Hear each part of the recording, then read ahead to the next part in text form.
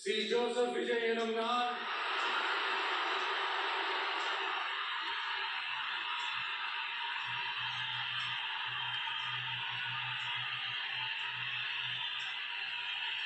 சட்டப்படி அமைக்கப்பெற்ற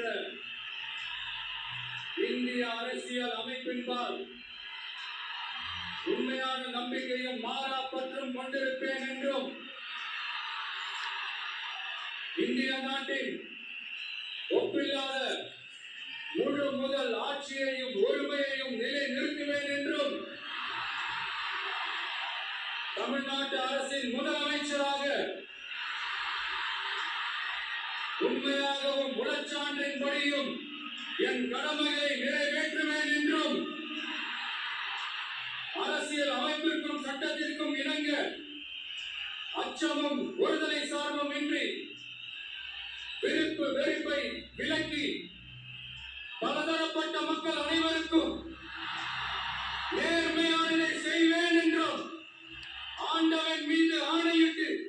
உறுதிமொழிகிறேன்.